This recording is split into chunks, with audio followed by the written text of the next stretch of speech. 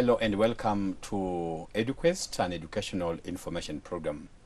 Poetry is some form of art that touches so much on people and lifestyle and even general life. I'll make some quotes here. Poetry is truth in its Sunday. Poetry is truth in its Sunday cloth. That is Joseph Rocks. Poetry can be dangerous, especially beautiful poetry, because it gives the illusion of having had the experience without actually going through it. That is Rumi. Poetry is just the evidence of life. If your life is burning well, poetry is just the ash.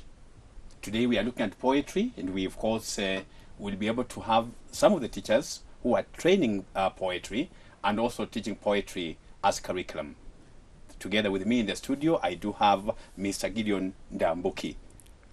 Together with him, I have Victor Owora. Yes. Now, to begin with, it's very important for each one of us to give me the background in as far as training is concerned, and poetry is also concerned, because today we are looking at this very, very important piece of art. Yeah. And I'll begin with Ndambuki. Tell me about yourself and what you are doing, where you went to school, and what you are doing with your life in as far as poetry is concerned. Okay, my name is Gideon Ndambuki. I'm a teacher, a poet, and also an art instructor. And it's like 99.99 I don't know, like it's like purely poetry. And it's like I use poetry as a tool to actually address the kind of activities that I normally perform in school. And right now I'm teaching in one of the schools in Embakasi. It's called Nairobi. Yeah, it's Nairobi City County. And it's called Gatoto Primary School.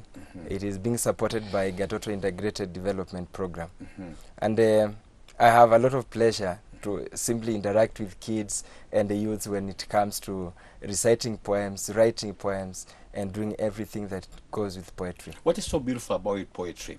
Poetry is a piece of art, and any art comes with its own beauty. And one thing you need to know is like poetry has influenced itself, because beside the beauty of entertainment, we are having the kind of message that you are conveying there, and people tend to get that message, and you can easily influence mindset of people in the society. Yeah. When you are doing poetry, can you learn that, or is it something to do with talent? It is a talent, I would say. It is a talent. It is ability as well. And poetry has actually been a tool that you can even use in class. Like, for example, at times when I'm teaching and I make reference on some of the poems that I write, students feel very good. They feel very grateful, and they actually aid what I'm teaching in class. In any art, and of course we are talking about poetry, there must be some language of communication. We do have Kiswahili, we have indigenous languages, we have English, we have French. Which languages are you very comfortable rendering your poetry in? Okay, best from the school that I'm handling right now in Embakasi is in the slums. So many students prefer learning Swahili. So I write so many poems in Swahili, and I also do it also as well in English. Yes, yeah. Because in these levels we have what you call script writing. You can be able to do the poem in terms of writing, or manuscript, and you can also be able to perform. And sometimes again we have had some of the trainers or poets who will go out there, then direct somebody to perform the same piece of art. What levels are you? I would say, because right now I think I've written poems for the last 11 years, and I've been training at the same time at the Kenya music festivals, and my colleagues have also been approaching me to write for them poems and also advise them on the basis of training. It is something that I've done it for some time right now, I would say, and I'm also considering actually publishing that in books and availing the content to the learners across the primary and secondary schools, so that at least students can be able to interact with the kind of poems they write, and also handle poetry when it comes to literature. Yes, we'll be coming to talk about the Kenya Music Festival and Kenya National Drama Festival, where we do have this performed as a co-curriculum activity. But let me come to Victor. Victor Owora, give me a live in as far as this interest is concerned, the art of poetry. Okay, thank you so very much. I'm Victor Owora, and I'm a teacher, a trained teacher from Kenya University. I like poetry because first I was influenced back way in primary school. My former teacher, Mr. Odhiambo, was a very good teacher of English, and through that I found myself influenced. So one thing that has really moved my life is poetry, because reading poems, you find yourself somewhere in a poem, and then you realize that you can also do much more than people expect from you. Yeah, so I like poetry. I did some in Kenya.University. I have not written so much because I started writing like 2 years ago. But again, with the school issues, I've not been doing much. But so what did you do at Kenya.University that influences you to begin to think in terms of being able to, drive this particular interest? Okay, the challenges in life, especially in campus, when you don't have enough money and all that. I also got a good lecturer in the name of Dr. Mateshe. And so I decided to actually put my life into poetry, believing that one day it will salvage me from the daily problems, the thoughts that may actually make you shift from reading, from studying. So the teachers have really helped me in improving my writing styles. I write, I talk to them, and then they correct me in some cases. That has been a great influence for me. Dr. Matesh has been my mentor also. You're doing very well. He's a man that has been able to drive art in Kenya, especially Kenya Music Festival and Kenya National Drama Festival. Let us get to know much more about what inspires you, because poetry as a piece of art comes through inspiration. What will inspire somebody to begin to say, let me begin writing about something? Inspiration. Obviously, many people are inspired by different things. Sometimes you're inspired by your experiences in life, or what you think are your ideas, or sometimes what you see from the environment. So basically, what has inspired me much is what I see from my environment. For example, I have a poem about the orphans, how they live their lives. And again, those are very poor. Those who work every day, but they don't get a lot of income at the end of the day. So I actually did that to, in a way, talk to somebody out somewhere that though you pass through this life today, there's a possibility that one day you may move from this point of life to the next, as long as you maintain what you do and as long as you believe in yourself. So you get inspired by an incident in life and you want to write about it. Exactly. Can it be out of commission? Can I tell you, or can you write for me a poem about love? I want to, it's Valentine's and I want to do a poem to my wife. Would you be able to do that out of commission? Or should you be touched somewhere before you can be able to do the poetry in terms of writing? I just feel that sometimes you just want to write. And if you tell me to write your love poem, then I think you're in the right place. I'm the right person to do that for you, because something that I like so much. And particularly because poetry uses diction. So that goes for economy of words, and I think I can do one anyway. Yes, yeah. And in poetry, besides when you're doing poetry, sometimes you may want to dramatize. Like we have two structures of poetry. You may want to have it just having a beautiful poetic structure, or you may want to have it having a dramatic structure, which can be performed by, say, a girl or boy on stage. At what level would you want to say, I want to come to Ndamuki? What level do you want to say that I want to have this just having a beautiful piece of poetry that has all the ingredients of poetry, or I also want to have all the ingredients of poetry, but then have a dramatic structure which can be dramatized on stage or before the audience? Okay, as my colleague puts it here, it's like poetry is about economy of words, and there is a lot of creativity, and that creativity is what brings out the beauty of art. And when you're writing poems, remember that is what you are looking at. For example, like what kind of audience would you like to have, and what kind of message as well do you want to communicate. So you find that when you're doing this, it is something that is inner motive. It's something that motivates you and inspires you internally, and you feel like, okay, I have been able to write this, and what am I actually aiming at? What are the objectives of actually having that particular kind of a script that you're doing? So with the poetry, I would say that as much as you're writing poetry, it is something that you are being inspired. It is something that you are actually intending to communicate. You have something that you want to pass across, and once it comes out very strongly, you will find people outside there actually loving what you're doing. They're loving what you're doing. Yeah. And do you have some levels? For instance, you are inspired to begin writing a poem. You do one stanza, two stanzas, you turn off, you read the block, and then you say, maybe I'll begin tomorrow, I'll begin the afternoon. Do you have some levels where you can do a piece of poem which could be able to last for 3 minutes and written over, say, 1 month? At times myself, when I'm stuck in the traffic jams, you know the traffic jams of Nairobi, sometimes an idea comes in and pops up in my mind, and I feel like, okay, I need to write this and share with my kids. And when I'm doing this, it's like, it is not something that will take me maybe for a week or a month. And if I was maybe to count like how many poems I've written since I started writing poems, I will count so many. So if you are inspired in Dambuki, you will go ahead and finish the piece. I Say will if write it was, as if many. it was with 5 stanzas, 6 stanzas, you finish. Now, there are many scholars who will think that when you do a piece of art, you must be able to provoke conflict, and at the same time, you must have a solution. Because any piece of art, any piece of storytelling, because I want to believe that poetry is storytelling, there must be some hurdles. There must be, you know, a way that you can resolve the hurdle that you've been able to bring forward as a scriptwriter. Do you then probably, you know, package your poetry, and at the end of the day, you have a piece of message to pass across based on the intricacies in between the poetic piece? Yeah, it also depends to the levels. Like if I'm writing a poem to maybe the preschool kids, that will actually go with their content.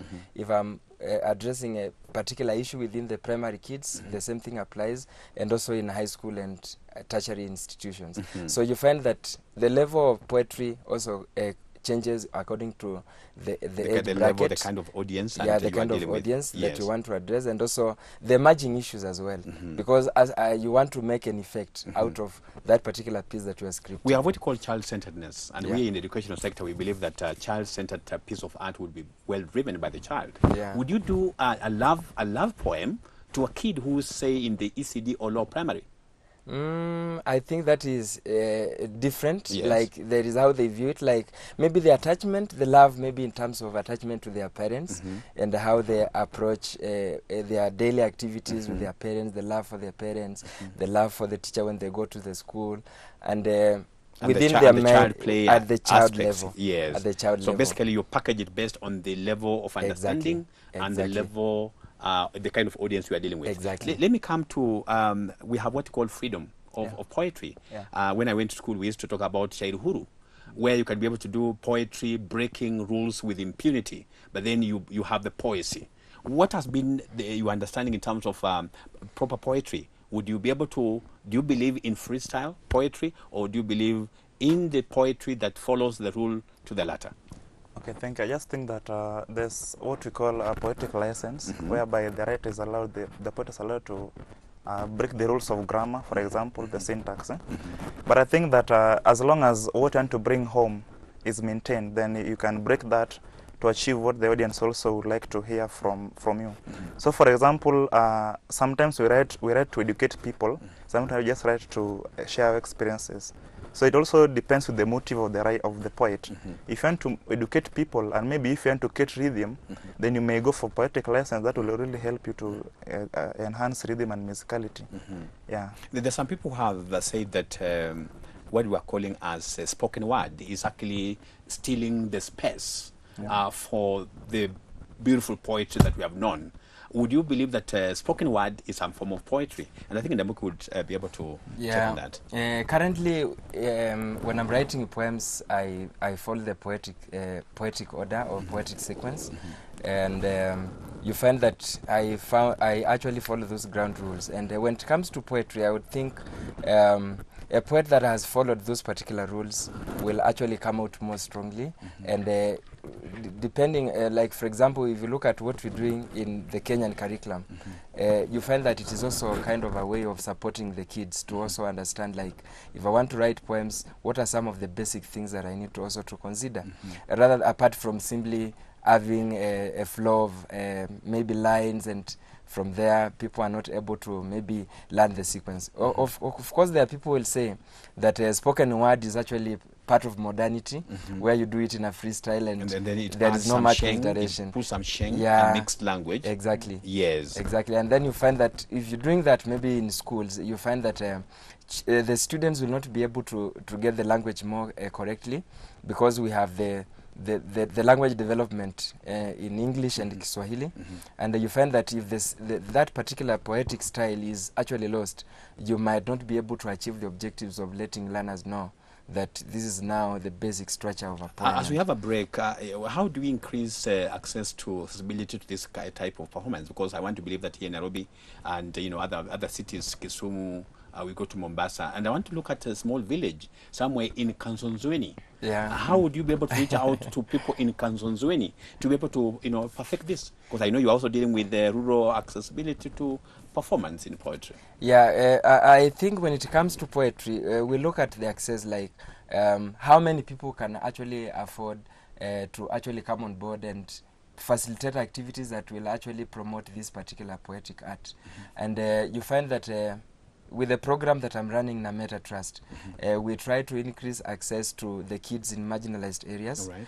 And we are very much careful about the content. We look at issues like corruption, social inequalities. We look at climate change. What are some of the lines that we can actually incorporate into this particular... So folk media, you use that as folk media to be able to do civic education. And also at the same time, we organize activities, and we bring people together. And by that doing, we're able to actually pass the information to the audience and that is the the learners power themselves. of theatre for development, Yeah. reaching out to the villages where you can use art to be able to perform and educate the public on specific issues of civic education, be it in health, be it in in any aspect that then would benefit people in the rural areas. And when we come back, we'll be having another set of guests who will be giving us more insight on as far as performance in poetry is concerned.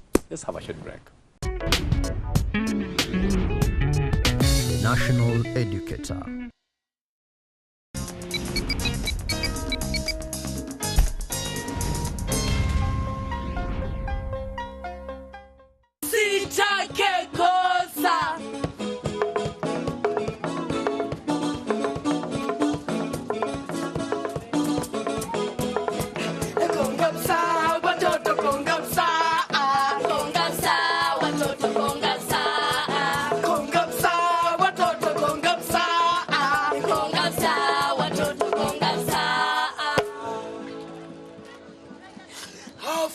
Breakfast of hot tea and chapati. Mother handed our backpacks to us. I quickly dangled mine on my shoulders. It was nearly empty, but Fiver's bag was almost.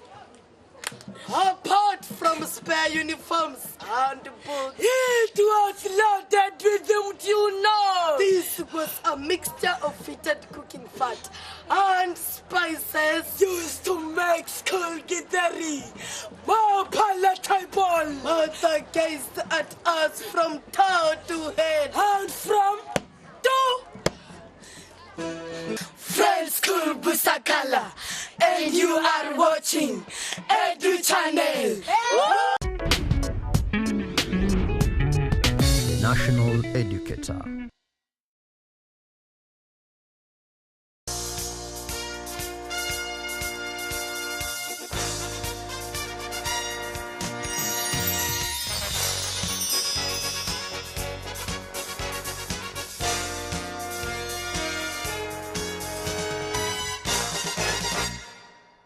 Poetry is very soothing and very inspirational, as of course have been said by the guests that I had before the break in the studio. And I do have another set of guests who already also have a lot of insight and practice in as far as poetry is concerned. I do have in the studio Dedan Onyango, Pleasure. as well as Boniface Kagiri. Yeah. Welcome to the studio. Let us begin talking to Dedan. Yes. Tell me much more about yourself and how you schooled in this particular area of study as well as art, and what you're doing with your life now. Okay, Dedan Onyango is 23 years old. He did his bachelor's in education, trained in English and literature.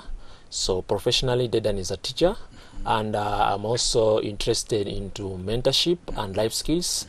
Currently, I'm working as a volunteer a mentor in an education in a platform known as Educational Professionals of Kenya. And Dedan is also a performer and a reciter and a trainer on poetry, especially in English language. Great. Now, many are saying that yes, we have quite, we have been involved in this area for quite some time. And we were here with the national chairman, Kaura Chokera, who said that Drama Festival has been there for 57 years. And we have never seen publishing of those particular pieces of art that are actually, performed at the national festival. What have you done in as far as transferring what you have done in paperwork to publishing? Okay, so currently I have some of my poems published online in a platform known as Poem Hunter. You can find them there, and I also do share them in other platforms like International Youth Against Corruption. Currently, one of my poems is there, is being judged in terms of its credibility, and I have it with me here. So basically, I do that in terms of poetry. Very good. Let me come to Ban first, and it comes to us very important because it's dealing with a very special group in terms of mentorship in this particular area. What are you doing, Ban first? Okay. Currently, I'm teaching in a certain adult education center that is called Pefa Kiwanja Adult Education Center, whereby we are trying to shape various talents that we have, even for the grown-ups. Necessary poetry doesn't have to be only for the school-going children, but we can also at least try to embrace some of our parents to fit in that particular profession of poetry, and also train them on how to write some few lines and at least interact with the message in the poem, so that at least we can be able to shape a very conducive environment for each and every one of us, knowing that now poetry deals with various issues in life. So what levels of trainees do you have in terms of literacy level, age, gender? Give us the scenario on how it looks like. Okay, when it comes to the age bracket, I have students from aged 25 years to around 40. Yeah. And where do you get them from? Okay, basically the church have organized for that, so they come and register there. Then we interact with them on various occasions. Yeah. So it's part of the church activities to nourishment to the goers, or can anybody who may not necessarily be a faith, who subscribe to the faith, be able to come over and undertake the program? It's not necessarily just for the members of the church, but it's an initiative of the church, and they are just trying to give back to the community, so anyone can be enrolled for the same. So do you pay in tuition fee, or do you just walk in and do the training and go away? So, okay, for our students, they pay the registration fee. Yeah, though we don't interact during the normal working hours. So we interact from 5 to around 7 p.m. That is when they are free out of work. So besides poetry, do they do any other areas of study besides what? Because I want to believe that poetry is something that is still thing, and somebody may want to undertake poetry just for life. But then, do they do any other program besides poetry? Okay, beside poetry, they are still students like the normal students that we have, because they even sit for the KCSE examinations. Yeah, so they study. So you do register them as private candidates. Yeah, so they study even the other subjects combined with now what we do, that is in poetry. So at what point would they be able to practice their poetry? Because I want to believe that for those who have been here before, they're saying they can be able to script, write for, direct a piece that can go for music festival, drama festival. Where they perform their piece of art? Okay, when it comes to the performance of the piece of art, when we are training them, basically we even train on how to write various poems. Because I think when it comes to poetry, we also need to have those people who can at least scribble some few lines for the others to recite. Yeah, so at least we also train on the same, so that they can also participate in the, even not in the Kenyan Music Festival, at least they can write some articles for others to recite, now that they are our parents. Yeah. Yes, yeah. Now let's look at let's talk to Gideon, and of course we are talking about literature curriculum specialists, and of course basically we at KICD we do have that department that is doing pretty well. What would you expect to be done in as far as poetry is concerned? We have so many people who are writing poetry. They do it, put it under the pillow, maybe recite before the mirror or before the camera. We have seen some uploading on the internet, and we can be able to make a follow. What would you expect to be done in as far as poetry is concerned? concerned, now that you are an author and again you are also talking about publishing? Good question. I prefer that the ministry should give more room for poetry to be done, especially when I appreciate the fact that they are giving us a chance in the Kenya Drama and Music Festival. That is commendable, but what next then? After that, after the performance, what next? What next, I yes. think the part that we can bring on board is an aspect to do with what we have, like the talent academies. Very good. And what we have like now, what the structuring of the new curriculum. New curriculum, yes, We yeah. can as well bring poetry to the grassroots. You know, basically right now they say that poetry does not pay. That is the fallacy that I've heard so many times. People say that poetry does not pay, but I believe we can capture these young people. We have contemporary poets who are coming up. What about them? People like Tony Mochama, we now Stephen Dowent. Those are people who are bring out, and then we have platform like the Kwani Trust. I think we should empower these areas, these entities, so that at the end of the day, poetry can gain that. But you are from the NGO establishment, and the NGOs are doing that. And what should the government do? Because we have given teachers, we have given participants a stage to perform their trade for the last 57 years, either in music festival or in drama festival. And then you are saying we must have next level. We do have the talent academies. We're also talking about the new curriculum. It's basically proposing talent in a secondary level. What should we do? We have the National Theatre, which is basically now refurbished with a lot of support from the Ministry of Sports, the Arts and the Culture. What can we do to make sure that Kenyans also have a problem? They cannot come and pay some money to come and watch. What would you want to tell Kenyans in terms of enjoying this kind of work that you're doing, either scripting, directing, or even performing? Okay. In education professional, the NGO where I work as a volunteer, there is a platform where we give chance to young men and ladies to be able to bring whatever they have in terms of the poems that they have. And I'm one of the lead trainers in that area. So what we do, we have our own room where we give them a chance to have their poems published in our annual magazines. So in that platform, we give them that room. If we can have a number of that, the government providing that room in that area, we can be able to move in that sector. Well, what more can we do? Because we have had the Kenya National Theatre, which has been in Nairobi for quite some time. We also have Little Theatre in Mombasa, and we have theatre again in Nakuru.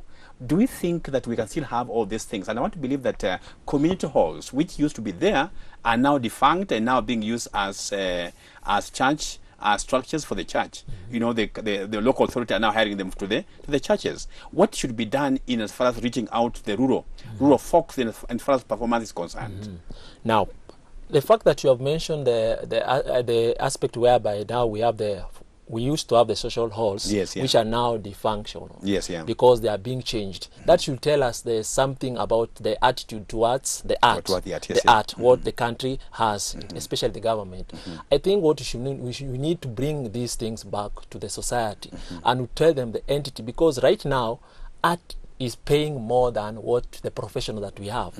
So I think that aspect, that entity, I don't know what we did wrong to the government, especially the people who are in art, because if you remember the history about art and drama, especially looking at the leading playwright and looking at someone like Professor Ngugi wa Thiong'o, you can actually get a snippet of what happened. So I think but the Jubilee government Dedan is doing quite a lot. So we do have a whole department, the Department of the Arts, the Ministry of Sports, Culture and the Arts, specifically to deal with arts. And of course they're talking about having theatres in every county, as we still move on.